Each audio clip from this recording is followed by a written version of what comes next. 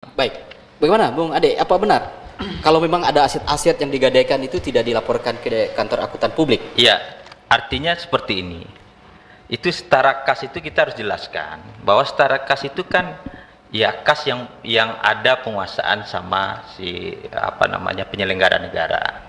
Kalau memang mereka penyelenggara negara atau yang melaporkan LHKPN ini memang ada harta kekayaan dalam bentuk lain tapi masuk dalam 80 miliar, ini kan patokan kita 80 miliar, jangan lihat uang yang berada di rekening 1,4 miliar gitu kan, ada tabungan emasnya, ada, ini kan sifatnya yang penting kan masih masuk di logika. Kemudian yang disampaikan Bung Fikri, sebenarnya tahapan ini sudah detail dan konkret. Apa? Semuanya ada checklistnya, Bang Nas. Artinya apapun yang diminta oleh KPU dalam hal terkait laporan dana kampanye ini sudah ada checklistnya gitu. Artinya sudah ada apapun yang diminta, ini jelas. Saya bawa buktinya ini. Nah, yang dipermasalahkan Bawaslu yang bisa viral. contohkan checklistnya apa Ya, itu contohnya itemnya? seperti ini. Surat pernyataan penyumbang partai, artinya itu sesuai atau tidak, artinya ada atau tidak. Seperti formulir terkait laporan aktivitas penerimaan dan pengeluaran dana kampanye. Nah, ini ada checklistnya sesuai atau tidak. Ini artinya apa? Artinya ini jelas konkret gitu. Setelah ini ada KAP yang disampaikan Bung Fikri itu juga menilai gitu. Kemudian hasilnya diserahkan ke KPU. Artinya apa? Sudah tahapan administrasi ini sudah selesai. Kenapa baru diungkit saat sekarang ini? Akan itu pertanyaannya. Bukan artinya kenapa penyelenggara tidak melaksanakan fungsinya dan segala macam. Penyelenggara ini kan sudah melaksanakan fungsinya. Kalau tidak sesuai menurut si calon atau pihak yang tidak sependapat, ya ajukan keberatan, ajukan Ranahnya bukan di MK begitu. ranahnya jangan langsung ke MK gitu. Ada tahapan-tahapan. Ini saya kan tidak hanya Bang Nas. Ini kebetulan memang dua kota saya pegang selaku pihak terkait. Kan ada juga saya memang jadi kuasa yang pihak yang kalah. Setiap saya megang pihak yang kalah, saya sampaikan dari awal kita masuk tahapan kampanye, kita harus konkret mana yang penyelenggara yang tidak bekerja sesuai dengan aturan, sesuai dengan fungsinya, mana calon yang melakukan kesalahan, kecurangan, itu harus konkret kita. Sehingga apa? Yang dibawa ke MK itu bukti, bukan narasi gitu.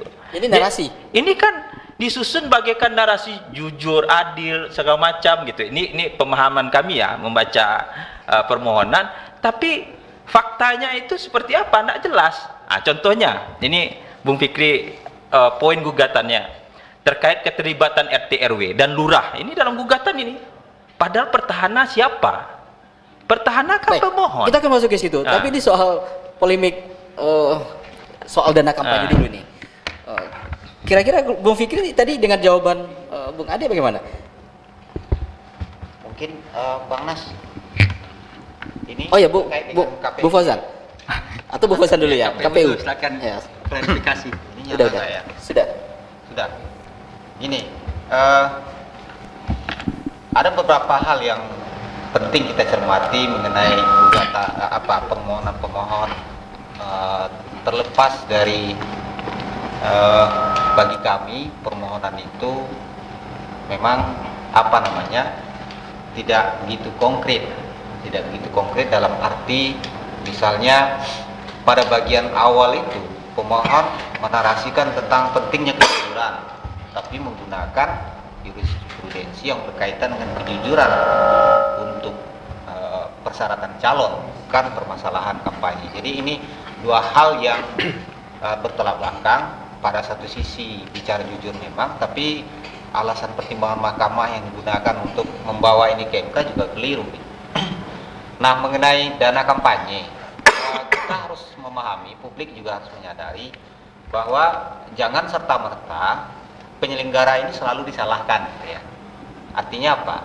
KPU, Bawaslu, kita harus sadari, kita harus pahami sebagai penyelenggara mereka itu tidak bisa dipaksa harus aktif gitu. mereka bekerja sesuai dengan koridor prinsip hukum administrasi. Apa yang diberikan kewenangan kepada mereka, hanya itu yang bisa mereka lakukan. Kapan KPU aktif?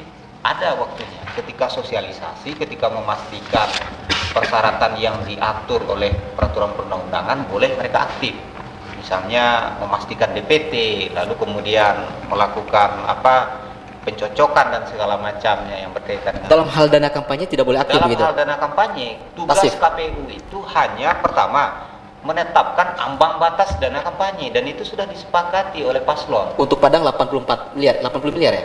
Ya, lebih dari 80. Nah, jadi berapapun harganya itu tidak jadi perdebatan lagi sekarang, karena paslon itu sudah menyetujui dan sudah ditandatangani dalam bentuk berita acara.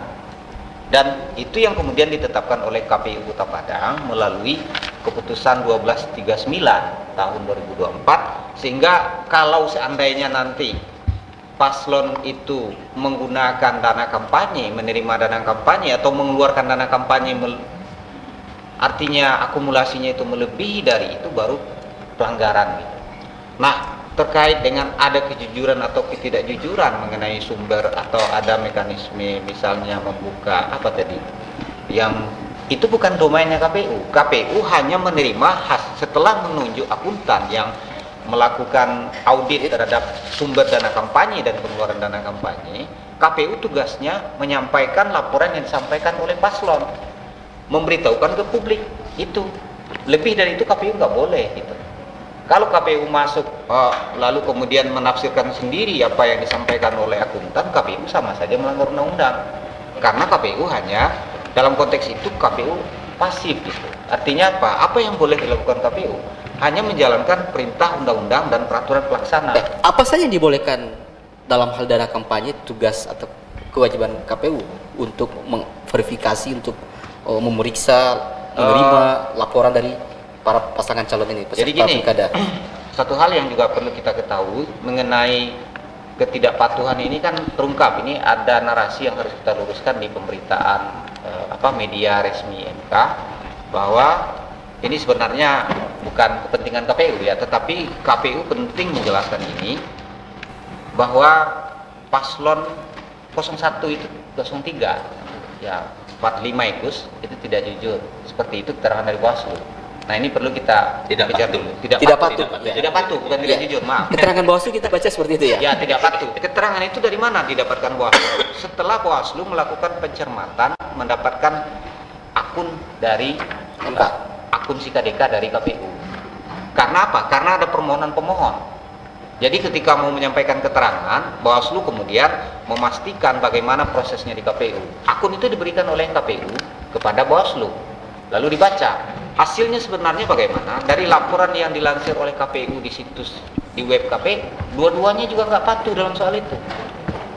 Paslon 3 juga tidak patuh. Tidak patuh juga. Pemohon tidak patuh juga. Pemohon juga nggak patuh gitu. Kalau dalam konteks itu, kalau soal bagaimana sumber dana kampanye, nanti ya Bung Ade mungkin lebih bisa, karena ini memang berkaitan dengan dana kampanye. Baik, ya artinya kalau KPU ketika dana kampanye itu sudah melebihi dari ambang batas yang ditetapkan 80 lebih miliar itu, di situ baru mulai KPU itu punya pun KPU juga tanggung tidak jawab. bisa langsung aktif seperti itu. Tapi setelah ada rekomendasi dari Bawaslu dulu, gitu, tidak serta merta gitu ya. Dan sepanjang kalau masih di bawah ambang batas itu, KPU menganggap itu tidak ada persoalan. Tidak ada persoalan, karena KPU kewajibannya hanya mempublikasi laporan yang berwenang mengaudit dana kampanye itu akuntan yang ditunjuk oleh KPU. Hasilnya itu yang dipublikasi oleh KPU.